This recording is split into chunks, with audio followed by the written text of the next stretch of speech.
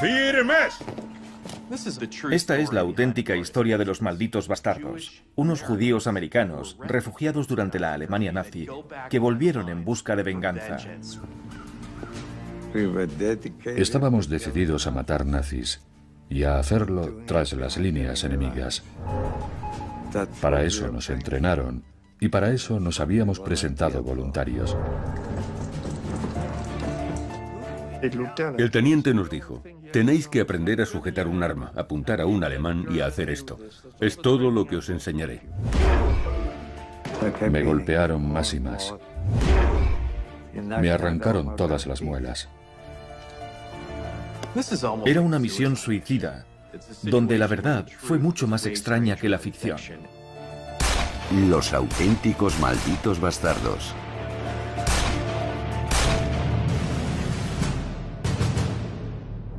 Septiembre 1943. La guerra llevaba 4 años asolando Europa. Los estadounidenses, cuya participación cumplía ya 1 año y medio, habían apostado desde el principio por una guerra secreta. La Oficina de Servicios Estratégicos había estado entrenando comandos para saltar tras las líneas enemigas. Una de sus misiones más exitosas fue la Operación Green Up. La Operación Green Up fue llevada a cabo por varios refugiados de la Alemania nazi, judíos. Hicieron algo sorprendente. Volvieron y atacaron a la Alemania nazi, probablemente el estado policial más hostil de la historia. El equipo estaba liderado por Fred Meyer. Meyer era valiente y temerario, y estaba dispuesto a arriesgar su vida para cumplir la misión. Sentía que era mi deber aprovechar la oportunidad de hacer lo que mejor se me daba: matar nazis. Por eso se alistaron todos los chicos judíos. Hans Wimberg, el operador de radio, era el salvavidas de la misión. Porque un equipo sin radio, tras las líneas enemigas en la Alemania nazi, estaba totalmente muerto.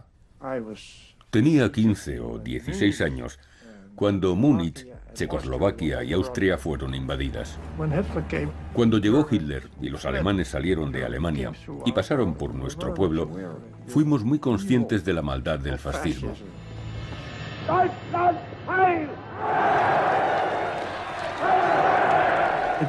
Empezó en 1933, cuando Hitler tomó el poder. Las banderas llenaban las paredes. Todos los edificios públicos estaban repletos de esvásticas. Ese fue el fin de la democracia. Fred Meyer era un adolescente judío que vivía en la Alemania de Hitler. Su padre era un patriota de la Primera Guerra Mundial. Mi padre insistía: soy un veterano de guerra, no nos va a pasar nada. Pero mi madre decía: somos judíos, no tendremos ningún derecho. Y tenía razón. Mi padre era un militante muy activo del partido antinazi. Los judíos huían de Alemania. Mi padre estaba totalmente informado y no confiaba nada en el nazismo. El padre de Hans decidió enviarlo a América, a él y a su hermano gemelo. Un socio de su empresa accedió a cuidar de los 2 muchachos.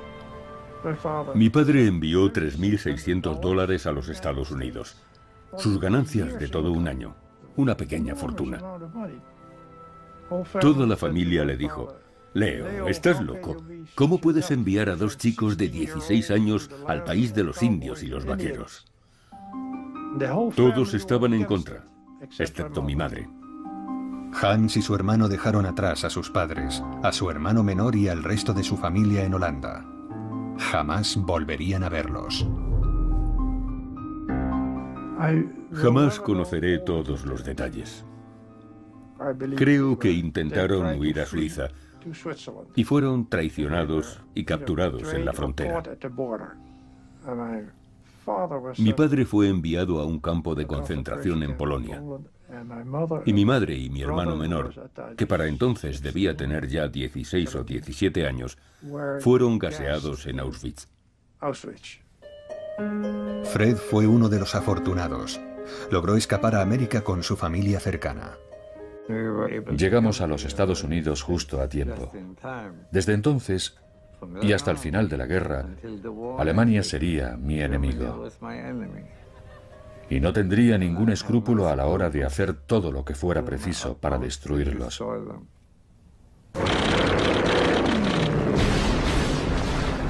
El 7 de diciembre de 1941, los japoneses atacaron Pearl Harbor. Al día siguiente estaba haciendo cola en la mesa de reclutamiento. Sentía una buena combinación de amor y odio. Odio a los nazis y amor por América.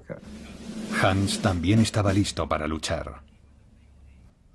Un día antes de cumplir los 21 me convertí en ciudadano americano y me alisté en el ejército. Pero la vida militar no era lo que ellos esperaban. El sargento me decía: tú, enterado. No me gustaba estar allí siendo un simple número. Aquello no era para mí. El ejército descubrió enseguida sus talentos especiales. Ambos hablaban varios idiomas, conocían la cultura alemana y, lo más importante, estaban motivados para llevar a cabo misiones de alto riesgo. En Washington me dijeron: ¿hablas holandés? Yo respondí que sí. ¿Quieres liberar a tu país? Pues firma aquí y te unirás a la Oficina de Servicios Estratégicos. Jamás había oído hablar de la OSS. Guerrilla, saboteadores, comandos. Los americanos cada vez se van haciendo más conscientes de su importancia durante la Segunda Guerra Mundial. El gobierno de los Estados Unidos, hasta finales de los años 30, no tenía nada parecido a una organización de inteligencia. Y teníamos un secretario de guerra, Henry Stimson, que nos decía: caballeros, no lean el correo ajeno. Por lo tanto, podéis imaginaros cómo empezó la OSS. Con nada. La OSS encomendó al Club de Campo del Congreso el entrenamiento de los reclutas. Esa era la zona donde estaban las tiendas, me parece recordar. Y allí era donde hacíamos nuestros ejercicios de demolición. Volamos unos cuantos árboles.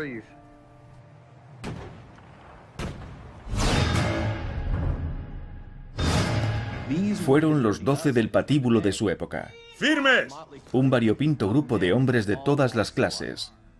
Refugiados alemanes, un piloto de la Luftwaffe, un carnicero. Un tipo lo resumió a la perfección: es el grupo de hombres más loco con el que he estado. Y su pasión común era contraatacar a la Alemania nazi. Comenzaron a entrenarnos con armas ligeras. El teniente nos decía cada mañana: lo único que tenéis que saber es esto: sujetar un arma, apuntar a un alemán y disparar. Es todo el adiestramiento que os daré. Pero aquel año entero de entrenamiento abarcó todos los fundamentos de la guerra de guerrillas. Lucha con arma blanca, Combate cuerpo a cuerpo, demolición submarina, código Morse, paracaidismo, cómo utilizar una pistola, trabajar con explosivos, entrenamiento nocturno, abrir cerraduras, películas aterradoras sobre enfermedades venéreas. y nunca nada sobre inteligencia. Se trataba de romper a las fuerzas enemigas. Y pusimos nuestra alma en ello. Nos preguntaron que si, conociendo las mínimas posibilidades de supervivencia, seguíamos dispuestos a hacerlo. Nadie dijo que no. Fred y Hans se hicieron grandes amigos durante las duras sesiones de entrenamiento. Sentía que era como mi hermano pequeño. Me parecía que necesitaba a alguien que le protegiera. Su aspecto era tan juvenil, así que me convertí en su hermano mayor. Era más alto que yo, pero su cara, cuando le mirabas fijamente, era como la de un niño.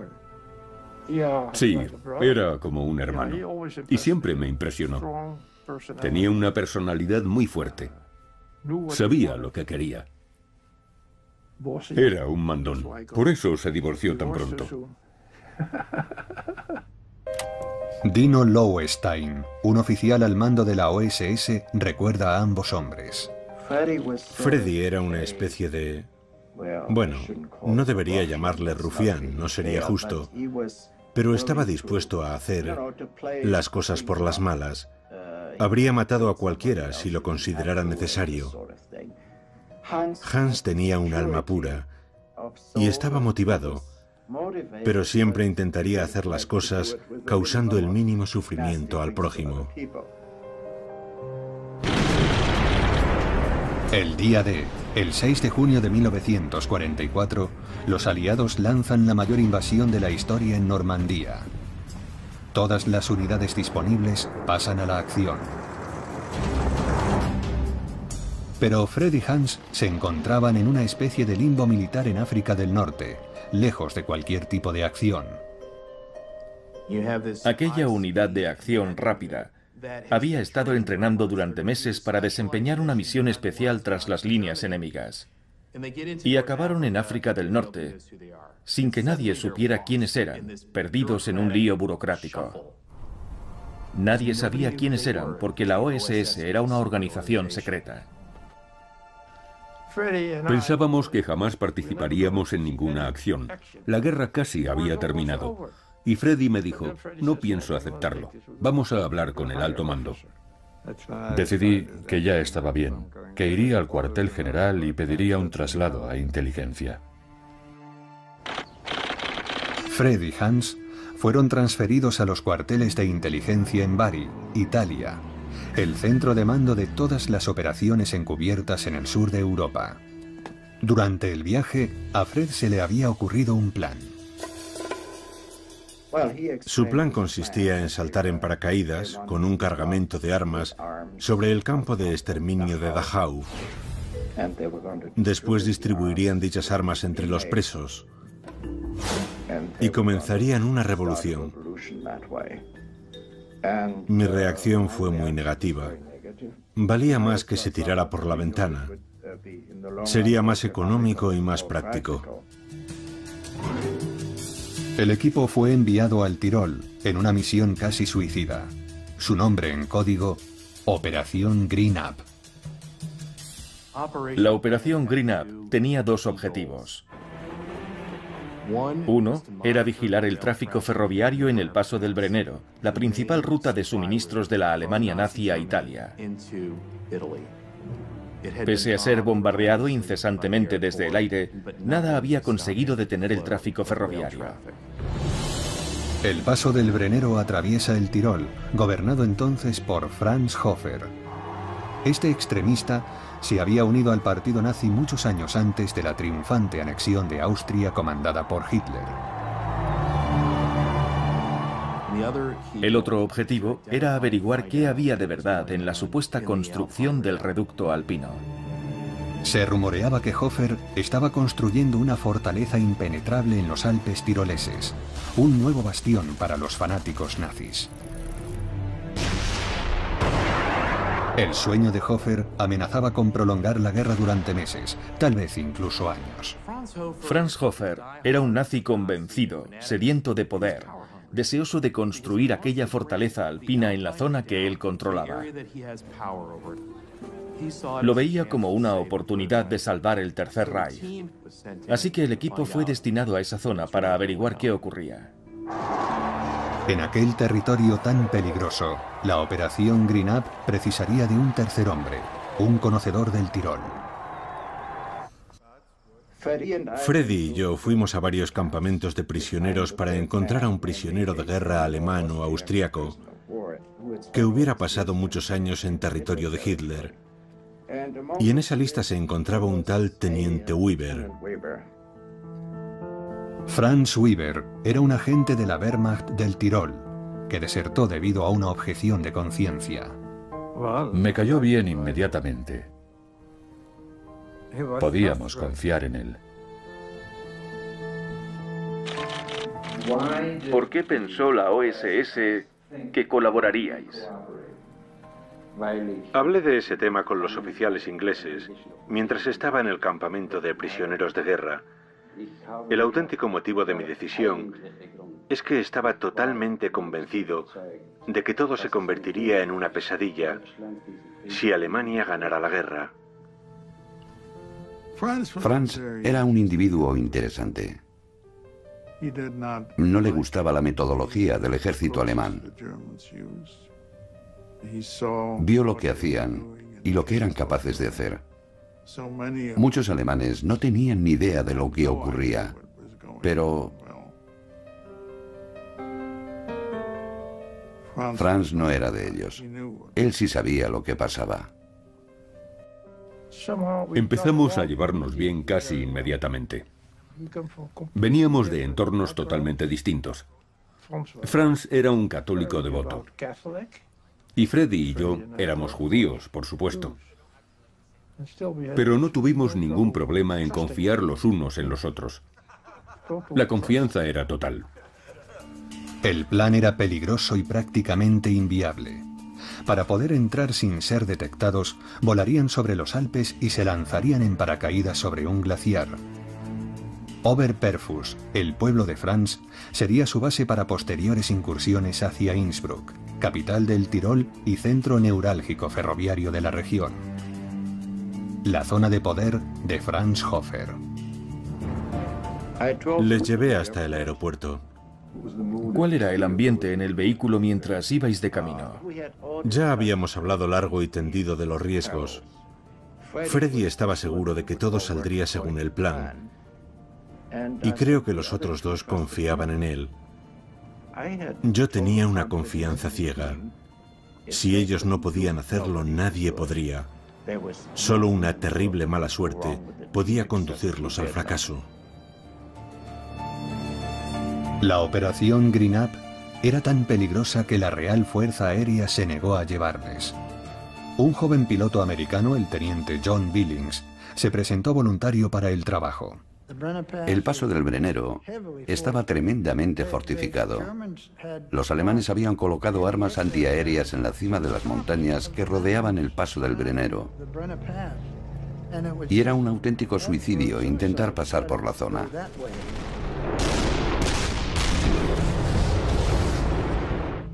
No necesitaba conocer ningún tipo de información sobre nuestros soldados. Esa era la única vez que los había visto. Y por supuesto nunca había hablado con ellos. Hacer lo que ellos tenían que hacer era algo que yo sería incapaz de llevar a cabo. Creo que jamás podría infiltrarme en territorio enemigo en campo abierto.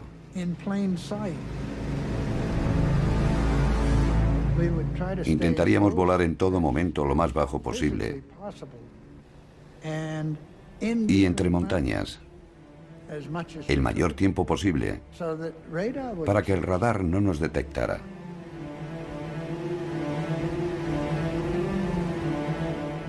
Las cosas no fueron fáciles. En los Alpes nos metimos en una corriente de aire descendente tan fuerte que perdimos 2000 metros de altura en 20 segundos. Cuando el viento te obliga a bajar, desciendes mucho más rápido que si hubieras saltado del avión. ¡Coged el equipo!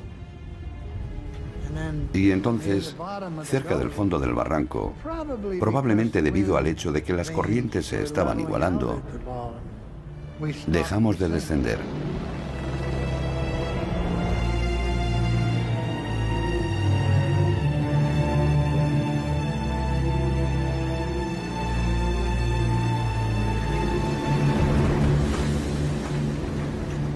Franz nunca había saltado de un avión. Le dije que al caer sobre un glaciar no tendría ningún problema. Te hundes un poco más, eso es todo. ¡Mantened la cabeza abajo! ¡Vamos! ¡Vamos! ¡Vamos!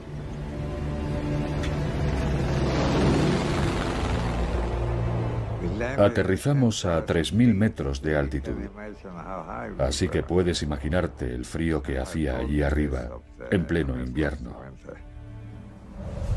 Caímos bastante cerca los unos de los otros y nos encontramos inmediatamente. Y entonces nos dimos cuenta de que no teníamos los esquís. No encontramos la caja con los esquís. Debió de caer en la otra ladera de la montaña. La nieve era profunda y no dejábamos de hundirnos. El aire era muy tenue. Teníamos que pararnos cada pocos metros para respirar. Hubo un momento en el que Hans pidió que le dejáramos dormir y tuvimos que obligarle a seguir caminando. Era cuestión de vida o muerte.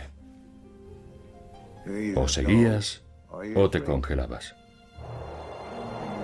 El equipo llegó por fin a una aldea en la ladera de la montaña, donde afirmaron ser un equipo de esquí alpino que se había perdido.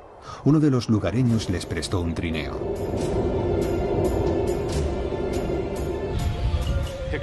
Imagínate ir bajando en un trineo por un barranco lleno de hielo, sin frenos, y confiando en sobrevivir. Así fue su descenso. Aquella pavorosa pendiente era tan empinada que la punta de mis bastones se puso roja de tanto intentar frenar el trineo. Fue el viaje más aterrador de mi vida, pero lo logramos. El equipo había saltado a ciegas. No habría comité de bienvenida, pero Franz conocía la zona. Conocía a la gente de allí. Tenía familia y casas donde estar a salvo, lo cual resultaba vital para el éxito de la misión. Cuando llegaron a Oberperfus, Franz estableció contacto con Annie, su prometida. Su reacción inmediata fue de terror. Su deserción era bien conocida, y temiendo por su vida, Annie recurrió a la única persona que podía ayudarles, su madre, Mamá Annie de Kerscher. Era, si no la líder de la comunidad, sí la líder oculta de la comunidad, y era tremendamente antinazi. Inmediatamente me abrazó y me dio la bienvenida. Estaba contentísima de ver que alguien más se enfrentaba a los nazis. Mamá Annie de Kerscher llevó a Hans al ático de un amigo granjero. Hans envió su primera transmisión a los cuarteles generales de la OSS en Bari. Todo bien, paciencia hasta el 13 de marzo. Hans. Funcionó. La señal que enviamos fue rebotando por los Alpes y llegó hasta Bari. Fue increíble. La madre de Annie corría un gran peligro acogiendo al equipo. El riesgo de ser capturados era muy real. Agentes alemanes que afirmaban ser paracaidistas aliados recorrían la zona para identificar y después detener a todo aquel que estuviera dispuesto a ayudarles. Aquellas personas eran detenidas y en muchos casos desaparecieron para siempre. Era, por tanto, un entorno muy peligroso para el equipo de la Operación Green Up. Solo nos permitían ir al baño de noche. Era arriesgado. Estaban aterrorizados ante la posibilidad de que pudieran descubrirnos. Mamá Annie de Kerscher se hizo cargo de la seguridad de Franz. Le ocultó en una habitación en el hotel de su propiedad. Mi labor principal consistía en establecer los contactos iniciales, y aquello salió bastante bien. La orden era establecer contacto, y luego que no nos vieran demasiado en público, debido al grave peligro que corríamos. Franz tenía 3 hermanas que compartían sus ideales antinazis. Vivían en Innsbruck y, plenamente conscientes del riesgo que asumían, desempeñaron un papel crucial en la Operación Green Up. La ciudad estaba controlada por Hofer y la Gestapo. Una de las hermanas, Luisa, creó una tapadera perfecta para Fred. Era enfermera en un hospital y logró robar el uniforme de un agente muerto. Fred pasó a ser un oficial alemán convaleciente tras ser herido en el frente. Pude entrar en los barracones y en los cuarteles de los oficiales. Podía entrar y salir cuando quisiera. Fred supuestamente herido en combate, presentó unos documentos falsificados por Luisa para apoyar su versión. Me dieron una tarjeta para poder conseguir comida y dinero. Tenía que vivir de algún modo.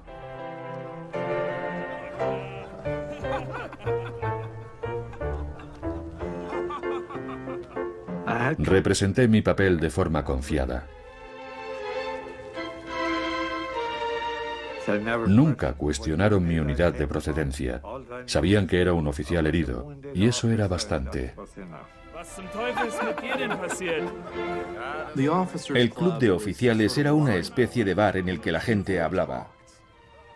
Hablaban de secretos, de algunos de los grandes secretos de la guerra, delante de un judío de Brooklyn que vestía un uniforme de oficial alemán. Para pasar esos secretos a Hans y a la OSS, Fred y Eva, la hermana más joven de Franz, crearon un sistema de correo con chicas jóvenes seleccionadas que viajaban entre Innsbruck y Oberperfus. Nunca las conocí. Le entregaban los papeles al granjero y este se encargaba de que me llegaran a mí. Aquel sistema que montaron en tan solo unos días era excelente. Los mensajes fluían, llenos de información crítica. Actividad fronteriza, entrenamientos, movimientos de tropas, horarios de trenes, cargamentos de armas, construcción de bombas. El deseo de información era insaciable y Fred tenía un talento especial para lograr que la gente hablara. Así fue como conseguí la información sobre el búnker de Hitler. No le obligué a hablarme. Sencillamente me habló. Uno de los oficiales acababa de regresar de Berlín. Era un oficial de ingeniería y me dijo dónde estaba localizado el búnker de Hitler, cómo lo habían construido, el grosor de sus muros y su ubicación exacta. Y envié la información. Zona este, tejado muy pronunciado bajo 4 plantas. La casa del extremo sudoeste es la de Adolf. El cuartel general asignó a Fred una misión paralela. Los avanzados Messerschmitt alemanes dominaban los cielos. La pregunta era, ¿podrían producir suficientes unidades? Parecía una película de James Bond, con un escondite secreto tras la ladera de una montaña y unas puertas metálicas inmensas. Allí fabricaban los nuevos Messerschmitt modelo 262. Y Fred Meyer tenía que infiltrarse en esa instalación secreta. Se le ocurrió un plan perfecto. Averiguó que los alemanes necesitaban trabajadores cualificados. Así que habló con sus contactos y consiguió los papeles necesarios para convertirse en Frédéric Meyer, electricista francés. No fue difícil. Me cambié de ropa y pronuncié mi nombre de otro modo, nada más. El antiguo Friedrich Meyer se convirtió en Frédéric Meyer. Muy sencillo. Tras infiltrarse en la fábrica, Fred informó de que la producción se había detenido. Los aliados habían logrado cortar las rutas de suministro. Fred había establecido una extensa red de confidentes y contactos. Su siguiente objetivo era organizar y armar a los partisanos locales para arrebatar Innsbruck a Hofer y a los nazis. Pensé, ¿por qué no? Tenía tiempo libre y podía darle un buen uso. Quería tomar y liberar el Tirol. Sí, quería establecer un ejército de resistencia y tenía un montón de ideas que llevar a cabo. No, yo me dedicaba a la información, a enviar informes. Y él quería que llevara un ejército. Debería haber sido un general. El cuartel general rechazó su idea. Básicamente le dijeron, tu trabajo no es empezar un tercer frente ni nada parecido, sino recopilar información. Mientras Fred trabajaba en Innsbruck, Franz seguía oculto en Oberperfus, cada vez más ansioso por la seguridad de sus hermanas, que eran cómplices activas de la misión. Su principal fuente de apoyo era su prometida, Annie.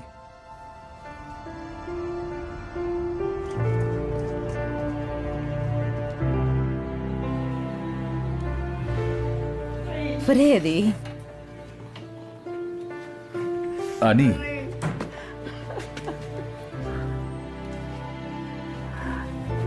Me alegro de verte.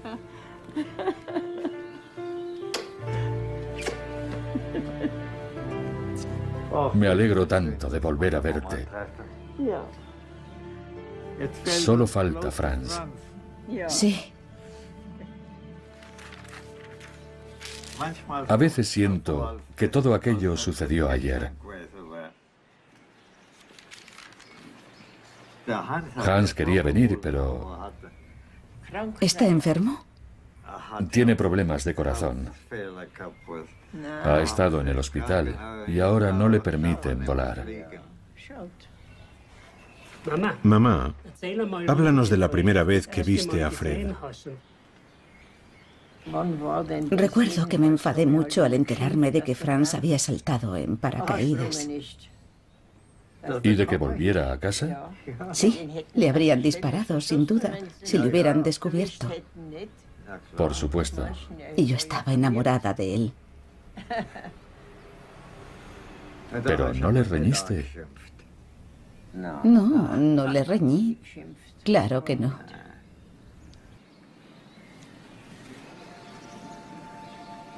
Mi padre murió hace 10 años y ella se entristeció muchísimo.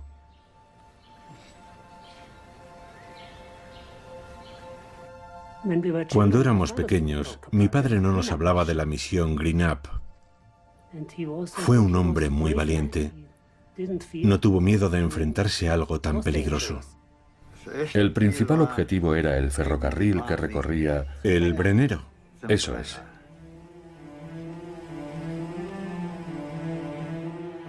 Bajé a la estación a echar un vistazo y el supervisor se acercó a hablar conmigo. Yo llevaba mi uniforme de oficial alemán, así que no sospechó nada. Le pregunté, ¿qué hacen esos trenes aquí? Y él me dijo, esos 26 trenes van a salir en 2 días. Así que envié el mensaje, y así fue como destrozamos 26 trenes. Llenos de municiones y nuevas armas que partían hacia el frente italiano.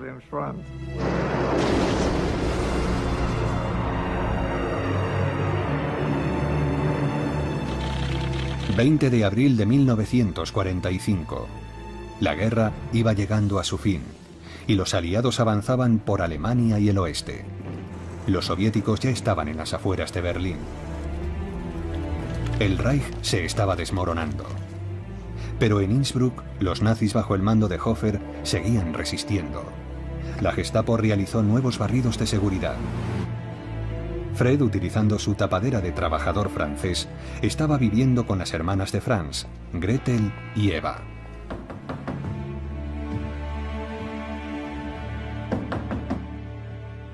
Eva fue a abrir. Yo sabía que algo iba mal.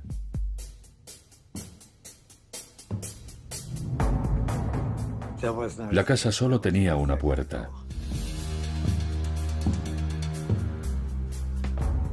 Ella los entretuvo para que yo pudiera tirar los papeles al fuego.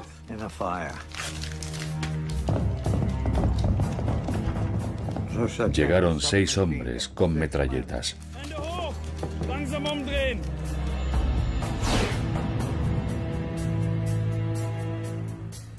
No puedes discutir con 6 metralletas.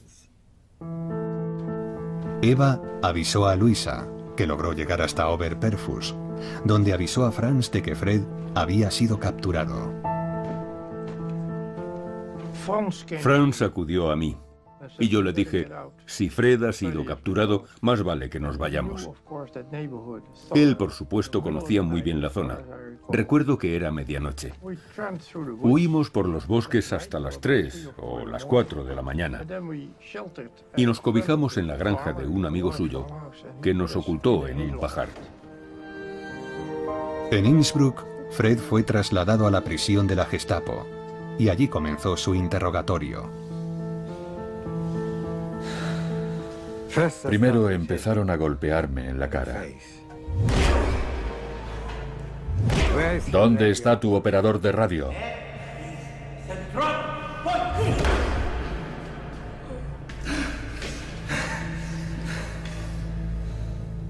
Yo tenía una cápsula de cianuro que intenté morder, pero se me cayó cuando me golpearon.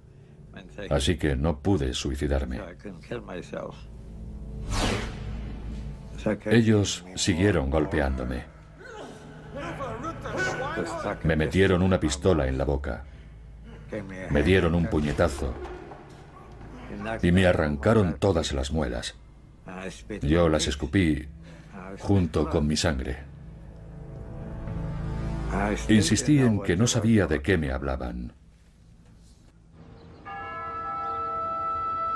Esa noche, Mamani de Kersher organizó una vigilia para rogar por Fred. Este fue un momento extraordinario para la propia misión, lleno de un sentido de la humanidad sin igual. Se trataba de un pueblo indiscutiblemente pro-nazi, lleno de católicos, y estaban rezando por un judío.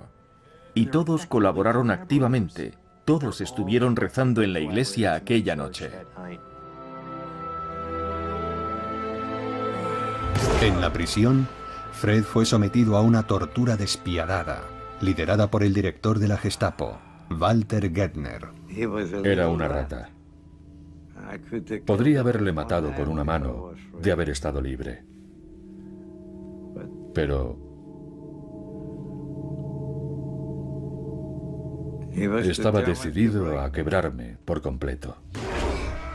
Intentaron hacerme hablar. Sabía que mientras aguantara, me mantendrían con vida. Y no pensaba desmoronarme, porque no quería entregar a nadie. Uno de ellos dijo, tal vez sea judío.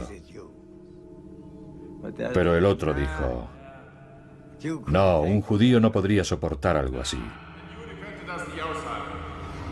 Me desnudaron y me colgaron boca abajo, con un fusil entre las piernas, y me levantaron entre dos mesas. Luego me golpearon con un látigo. Cada vez sangraba más. No dejaban de decir, ¿dónde está tu operador de radio? Y una y otra vez les di la misma respuesta. Je ne sais pas. No lo sé. Un oficial del alto mando del partido nazi, el Dr. Prims, había estado observando en silencio la tortura de Fred. Y de pronto intervino. El Dr. Prims me salvó la vida, sin ninguna duda. Le pidió a Gettner que me bajara, porque estaba inconsciente.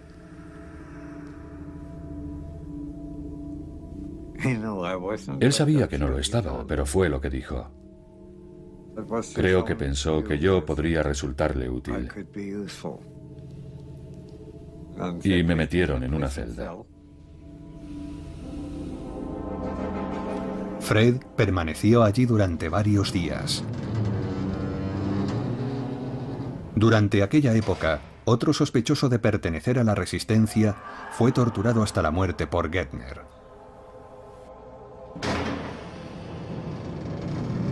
Por fin, el Dr. Prims entró en mi celda. Me dijo, límpiate, vamos a dar una vuelta.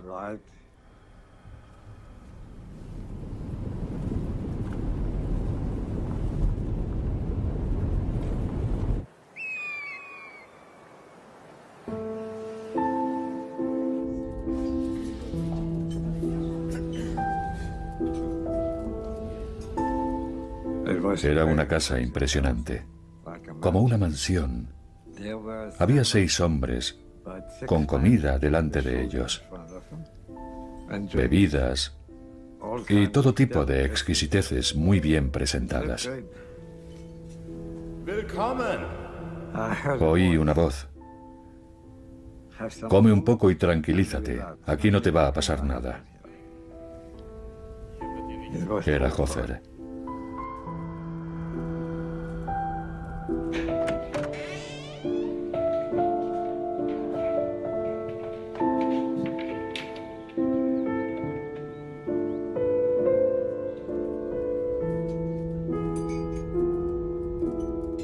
La esposa de Hofer me saludó. Una mujer hermosa y rubia. La imagen perfecta de una mujer nazi. Puedo imaginármelo. Freddy debía tener un aspecto desastroso. Hofer, por supuesto, siempre había esperado ser el gran jefe del reducto alpino. Pero a esas alturas comprendió que ya no tendría ninguna oportunidad. Y pensó que tal vez podría utilizar a Fred. Fred aprovechó esta oportunidad para ofrecerle a Hofer una salida. Le dije, rendíos ante nuestras tropas y os trataremos como prisioneros de guerra. No tenía potestad para ofrecer algo así, pero pensé que era un buen trato. Así él seguiría con vida. Le sugerí que declarara Innsbruck como ciudad abierta. Él empezó a carraspear y a tartamudear. Bueno, ya sabes, yo debo cumplir con mi deber. Pero le di algo en lo que pensar. Hofer no cambió de postura y en lugar de rendirse, decidió luchar hasta el final. Como gobernador del Tirol, estaba a punto de hacer una llamada a las armas. La red radiofónica estaba a punto de emitir esta llamada. Antes de estar en el aire, volví a proponerle que hiciera lo correcto para su pueblo y que declarara Innsbruck ciudad abierta. Y fue lo que hizo. Fred, encarcelado y torturado por los nazis, ahora detuvo a Hofer. Recuerda mucho a la escena de Malditos Bastardos. Franz Hofer quería inmunidad por sus crímenes de guerra. Fred no podía garantizar dicha inmunidad. Pero en uno de los grandes faroles de la guerra, le dijo que le protegería a cambio de que Innsbruck se rindiera.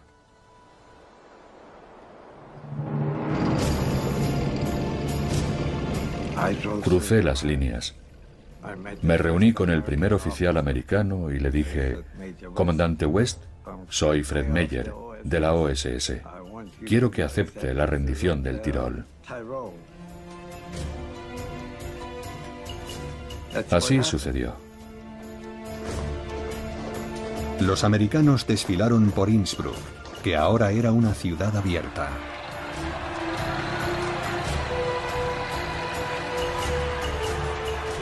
¿Negociaste la rendición de Innsbruck? Sí. ¿Sin un solo disparo? Ni uno.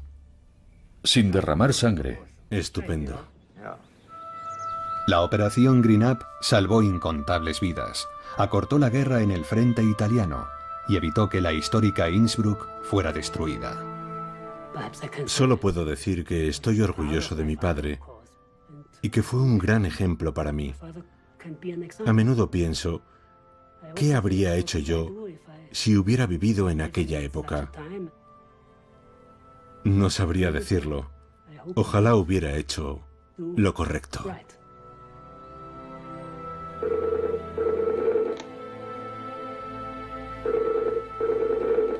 Hola. Freddy, ¿estás ahí? Se supone que debería verte, pero no te veo. Yo tampoco te veo.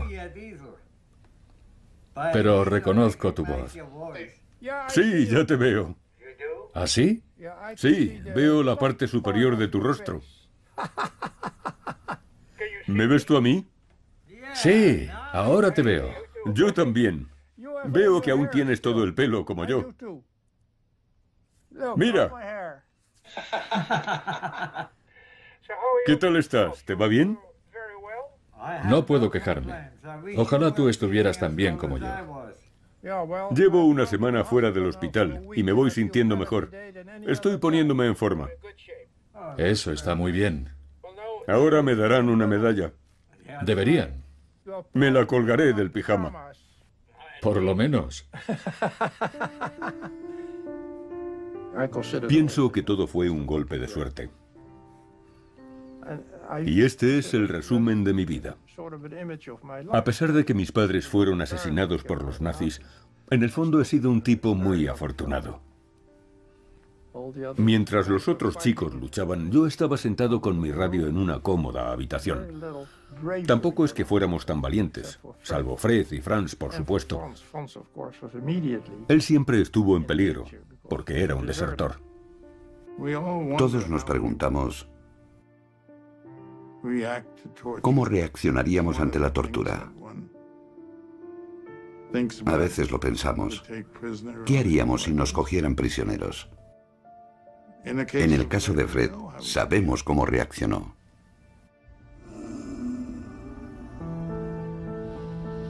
Gettner fue detenido por el CIC y lo llevaron a nuestra cárcel. Me preguntaron si quería verle. Claro que sí, quería darle una paliza. Fui allí y le vi en una esquina. Él me dijo, por favor, haz lo que quieras conmigo, pero no le hagas daño a mi familia. Yo le dije, ¿crees que somos nazis? Y me largué.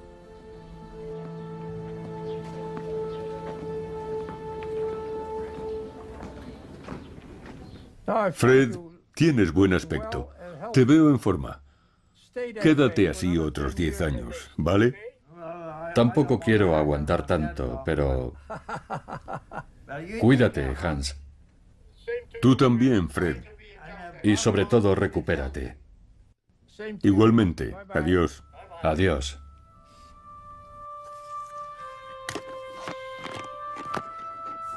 Estoy agotado. ¿Qué aparatos tan maravillosos existen hoy en día? Está fantástico.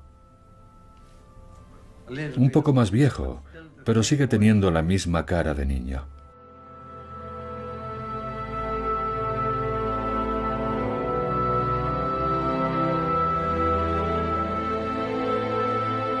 El día después de su entrevista, Hans falleció.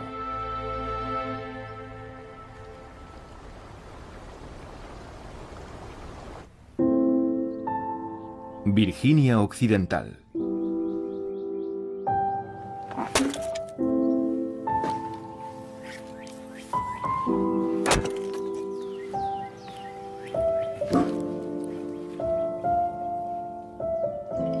Hice mi trabajo, pero era mi guerra.